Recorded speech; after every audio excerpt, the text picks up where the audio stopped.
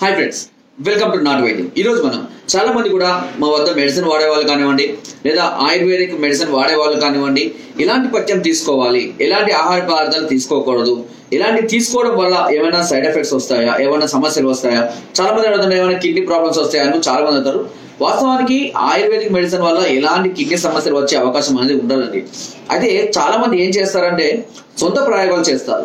అంటే ఎక్కువ డోసు, కొంచెం డోస్ తీసుకుంటే తగ్గలేదు అని ఎక్కువ డోస్ పెంచుకోవడం. అంటే ఫర్ ఎగ్జాంపుల్ 10 mg సరిపోలేదు, 20 mg సరిపోలేదు, 50 mg ఇలా డోసేజ్ అనేది తొందర రిజల్ట్ కోసం ఎక్కువ మోతాదులో వాడుతూ ఉంటారు. సరిగా పథ్యం ఫాలో కాదు.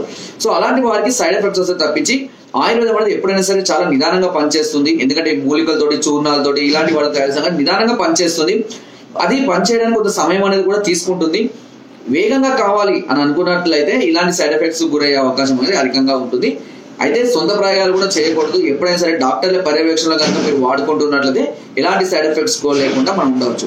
అయితే ఈ ఆయుర్వేదిక్ మెడిసిన్ వాడేటప్పుడు చాలా మంది కన్ఫ్యూజ్ అవుతుంటారు. ఎలాంటి ఆహార పదార్థాలు తీసుకోకూడదు, ఎలాంటి ఆహార పదార్థాలు తీసుకోవడం మంచిది అని చాలా మంది కూడా తెలియక ఇబ్బంది పడుతుంటారు. ముఖ్యంగా నా పేషెంట్స్ కూడా చాలా మంది మళ్ళీ డౌట్ కోసం ఫోన్ చేస్తూ ఉంటారు. సో ఈ రోజు నేను చెప్తాను ఎలాంటి పథ్యం అనేది మనం ఖచ్చితంగా ఫాలో అవ్వాలి ఆయుర్వేదిక్ మెడిసిన్ వాడేటప్పుడు అనేది చెప్తాను. ముఖ్యంగా చాలా మందికి నేను చెప్పేది ఒకటే అండి, చింతపులుపును పూర్తిగా అవాయిడ్ చేయాల్సిన అవసరం అయితే ఉంటుందండి. చింతపులుపు అనేది మెడిసిన్స్ ని పని చేయకుండా, పులుపు అనేది శరీరానికి మెడిసిన్స్ ని పని చేయకుండా ఒక విరుగుడు లాగా పనిచేస్తుంది. అందుకే చింతపండుకు సంబంధించి చారు, సాంబారు, రసము, పచ్చళ్ళు, ఊరబెట్టిన పచ్చళ్ళు ఉంటాయి కదా, అవి కూడా పులుపు బాగా ఉంటుంది కదా. సో ఇలాంటి పచ్చళ్ళని అవాయిడ్ చేయాలి. టమాటాలు, ముఖ్యంగా టమాటా అనేది పులుపు టమాటా ఉంటుంది, పులుపు లేకుండా కూడా కొన్ని టమాటాలు ఉంటాయి. టమాటాలు అందుకనే ఎప్పుడు కూడా కర్రీ రూపంలో, అంటే కంప్లీట్ గా టమాటా కర్రీ రూపంలో ఎప్పుడు తీసుకోకూడదు. ఏదైనా టమాటాలు అంటే పప్పులో కానీ, లేదంటే ఏదైనా చిన్న బీరకాయలలో కానీ, వంకాయలు కానీ వేసుకోవడం వల్ల ఎలాంటి నష్టం ఉండదు. దాంతో అది వాడుకోవచ్చు, అలా తప్పేం లేదు. అండ్ చాలా మంది సార్ పప్పులో కొంచెం చింతపండు వేస్తారు కదా సార్ అని, కొంచెం చింతపండు వేయడం వల్ల వచ్చే నష్టం కూడా పెద్దగా ఏముండదు. కంప్లీట్ గా చింతపండు సంబంధించిన పులిహోర కానీ, చారు, సాంబారు ఇలాంటివి మాత్రం అవాయిడ్ చేయండి. ఇక ఆలుగడ్డ, వంకాయ కొంత ఏజ్ పడిన తర్వాత ఏమవుతుందంటే వాతతత్వం అనేది కలిగి ఉంటుంది కొంతమంది శరీరం. అంటే సుమారుగా 40 సంవత్సరాలు దాటిన వాళ్ళు ఈ వాతతత్వం అనేది అధికంగా ఉంటుంది. కాబట్టి ఈ ఆలుగడ్డ, వంకాయను కూడా అవాయిడ్ చేసుకోవడం అనేది చాలా మంచిది. వాతం పెరిగినట్లయితే మందుల ప్రభావం అనేది కూడా తగ్గిపోవడం అనేది జరుగుతుంది. కాబట్టి ఆలుగడ్డ, వంకాయ కూడా సాధ్యమైనంత వరకు తక్కువ చేసుకోవడమే బెటర్. ఇక నాన్ వెజ్ లోకి వచ్చినట్లయితే చాలా మంది కూడా చికెన్ అంటే చాలా ఇష్టంగా తింటారు. చేపలు కూడా చాలా మంది ఇష్టంగా తింటారు.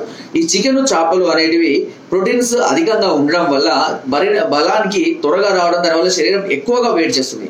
ఎందుకంటే ఆల్రెడీ ఆయుర్వేదిక్ మాత్రలు వాడడం వల్ల కొంత శరీరం అనేది వేడి చేయడం సర్వసాధారణమే.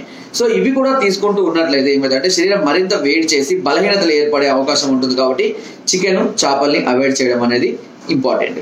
అంతేకాకుండా కాకరకాయ, ఇది కూడా అంటే షుగర్ ఉన్న వాళ్ళు ఓకే, కానీ ఎక్కువ మోతాదులో కాకరకాయ తీసుకోకూడదు. దొండకాయను కూడా కొద్ది రోజులు అవాయిడ్ చేయడమే బెటరు. అండ్ శనగపిండి, శనగపప్పు వీటిని కూడా అవాయిడ్ చేయండి. అండ్ ముఖ్యంగా డ్రింకింగ్, స్మోకింగ్, గుట్కాలు, పాన్లు, పొగాకు ఉత్పత్తులు, శరీరానికి మత్తు కలిగించే ఏది కూడా తీసుకోకూడదు. సార్ అనుకోకుండా ఫ్రెండ్స్ సర్కిల్ కలిసి ఫ్రెండ్స్ బలం చేసి తాగుతూ ఏమవుతుంది అనేది మేము కూడా ఏం కష్టంగా చెప్పాలి. మందుల ప్రభావం అలాగే ఉండవచ్చు, లేదా తగ్గవచ్చు. అది మీరు వాడే మందుల మీద, డోస్ మీద ఆధారపడి ఉంటుంది. ఓకేనా? సో వీటిని అవాయిడ్ చేసుకోవాలి. అంతే, ఇవి మాత్రమే అవాయిడ్ చేయాలి. చాలా మంది అడుగుతారు, సార్ నిమ్మకాయ పులుపే కదా, నిమ్మకాయను మానేయాలని అడుగుతారు. కానీ నిమ్మకాయ పులుపు అయినప్పటికీ కూడా సిట్రస్ అధికంగా ఉండడం వల్ల అది కిడ్నీలకు మంచి చేస్తుంది, శరీరాన్ని వేడి నుంచి తగ్గిస్తుంది, ఎనర్జీని ఇవ్వడానికి అంటే త్వరగా ఇన్స్టెంట్ ఎనర్జీని ఇస్తుంది. కాబట్టి నిమ్మకాయను వాడుకోవచ్చు, దానివల్ల మనకి ఎలాంటి నష్టం ఉండదు. మీరు ఒకవేళ నాన్ వెజ్ తినాలి అనుకుంటే మటన్ తినొచ్చు, మటన్ వల్ల పెద్ద ప్రాబ్లం ఏమి ఉండదండి. ఓకేనా? కాకపోతే వాతతత్వం కలిగిన వాళ్ళు కానీ, యూరిక్ యాసిడ్ ప్రాబ్లం ఉన్న వాళ్ళు కానీ ఈ మటన్ ని కూడా అవాయిడ్ చేయాల్సి ఉంటుంది. ఇక బాయిల్డ్ ఎగ్స్ ఆమ్లెట్లు కొట్టిపోసుకొని, ఆమ్లెట్లు ఆ కొట్టిపోసిన కూరలు కూడా తినకూడదండి. అవి కూడా వేడి తత్వం ఉంటుంది. బాయిల్డ్ ఎగ్స్ తినొచ్చు, ఉదయం ఒకటి, రాత్రి ఒకటి. అయితే ఉదయం అయితే కనుక కొంతమంది లోపలి తినొచ్చా అని కూడా అడుగుతారు. ఉదయం ఉదయం పూట తినవచ్చు, కానీ రాత్రి పూట మాత్రం నీళ్ళాలు తినకండి. అంటే లోపల ఉన్న ఎల్లో అనేది తినకండి, దాంట్లో ఫ్యాట్ కంటెంట్ అధికంగా ఉంటుంది కాబట్టి కొలెస్ట్రాల్ పెరిగే అవకాశం ఉంటుంది. వైట్ తినవచ్చు, ఎన్ని తిన్నా ఏం కాదండి. వైట్ వల్ల ఎలాంటి సమస్యలు ఉండవు. ఉడకబెట్టుకొని కూరలు కూడా తినొచ్చు. కొంతమంది బిర్యానీ అంటారు, వెజ్ బిర్యానీ తినొచ్చు అండి, ఏం కాదు. వెజిటేబుల్ బిర్యానీ తినొచ్చు, అండ్ మటన్ బిర్యానీ కూడా తినొచ్చు, ఏం కాదు. కానీ ఫాస్ట్ ఫుడ్ ఐటమ్స్ మాత్రం తినకండి. అండ్ జంక్ ఫుడ్ ఐటమ్స్ అంటే మీకు ఆల్రెడీ తెలుసు, పిజ్జాలు, బర్గర్లు, అదేవిధంగా ఈ వెజ్ మంచూరియాలని, నూడిల్స్ అని వాటిని అవాయిడ్ చేయడం అనేది చాలా అవసరం ఈ టైంలో. ప్రాబ్లం క్యూర్ అయిన తర్వాత అకేషనల్ గా తినండి, దానివల్ల అసలు నీ జీవితకాలం తినదని చెప్పడం లేదు. అలా అని మెడిసిన్ అయిపోయిన వెంటనే కూడా మళ్ళీ స్టార్ట్ చేయకూడదు అన్ని తినడం. చాలా మంది అదే చేస్తుంటారు, మెడిసిన్ అయిపోగానే మళ్ళీ ఇష్టం తినడం స్టార్ట్ చేస్తారు. అలా చేయకూడదు. కొద్ది రోజులు కూడా మనం అదుపులో ఉంచుకున్న తర్వాత కొద్ది కొద్దిగా స్టార్ట్ చేసుకుంటూ ఉండాలి.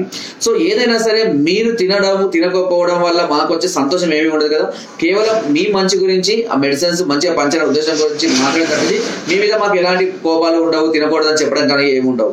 ఇక అవి కాకుండా నేను చెప్పినవి కాకుండా అన్ని రకాల జ్యూసెస్ తాగొచ్చు, నారింజ జ్యూస్ కూడా తాగొచ్చు, గ్రేప్ జ్యూస్ కూడా తాగొచ్చు, ఆ జ్యూసెస్ తాగొచ్చు, డ్రై ఫ్రూట్స్ తినొచ్చు, కూరగాయలు బీరకాయ, బెండకాయ, గోరుచిక్కుడుకాయ, చిక్కుడుకాయ, అలసందకాయ, క్యారెట్, బీట్రూట్, క్యాబేజీ ఇవన్నీ కూడా తినొచ్చు. ఒక గోంగూర తినకూడదండి. గోంగూర వదిలిపెట్టి గోంగూర కాకుండా మిగతా ఆకుకూరలని తినొచ్చు. శనగపప్పు తప్పించి మిగతా పప్పులని తినొచ్చు. ఇవన్నీ కూడా అన్ని రకాల ఐటమ్స్, ఇంకా అందులో లేనివి ఏదైనా తినండి, ఏ సమస్య ఉండదు. సో అలా చేసుకుంటూ మీరు పథ్యం అలా ఫాలో అవుతూ కంటిన్యూగా వాడుతూ ఉన్నట్లయితే తప్పకుండా మంచి రిజల్ట్ అనేది ఆయుర్వేద మందుల ద్వారా మీరు పొందడం అనేది జరుగుతుంది. ఎందుకంటే ఆయుర్వేద మందులు వాస్తవానికి చాలా కాస్ట్లీ ఉంటాయి. ఎందుకంటే ఇవి చూర్ణాలతోటి, బస్సులతోటి హ్యాండ్ మేడ్ తయారు చేస్తారు కాబట్టి సహజంగానే రేట్ ఎక్కువగా ఉంటాయి. అంత రేటు పెట్టి వాడుతున్నటువంటి మందులకు సరిగా పథ్యం చేయకపోయినా, సరిగా వాడకపోయినా ఫలితం అనేది పూర్తిగా కనిపించకుండా ఉంటుంది. అప్పుడు కొన్ని సందర్భాల్లో ఇంకా ఎక్కువ రోజులు మందులు వాడుకోవాల్సిన సమయం అంటే అవసరం కూడా పట్టవచ్చు. కాబట్టి జాగ్రత్తగా వాడుకోవడం వల్ల త్వరగా మనం ఈ సమస్య నుంచి బయటపడి హ్యాపీగా మనం కోరుకునే లైఫ్ ని మనం కొనసాగించగలుగుతాం. ఓకే, అయినా కూడా ఇంకా మీకు ఏమైనా డౌట్స్ ఉంటే మమ్మల్ని సంప్రదించవచ్చు, లేదా మీకు ఇంకేదైనా సమస్యలతో బాధపడుతున్నాడో మమ్మల్ని సంప్రదించండి. దీని కొరకు కింద స్కోర్ నెంబర్స్ కి ఫోన్ ద్వారా, వాట్సాప్ ద్వారా, లేదా కింద డిస్క్రిప్షన్ మా యొక్క అడ్రస్ కూడా నేరుగా వచ్చి మమ్మల్ని సంప్రదించి మీ అన్ని రకాల సమస్యలకు సలహాలని, సూచనని, మెడిసిన్స్ కూడా పొందవచ్చు. అండ్ మీరు రాలేని పరిస్థితుల్లో ఉంటే కొరియర్ ద్వారా కూడా మెడిసిన్ తెప్పించుకున్న కోసం మీకు నాటువేదన ఛానల్ మొదటి నుంచి అందిస్తుంది. నా వీడియో కనుక మీకు నచ్చినట్లయితే లైక్ చేయండి, షేర్ చేయండి అండ్ సబ్స్క్రైబ్ చేయడం మాత్రం అస్సలు మర్చిపోవద్దు.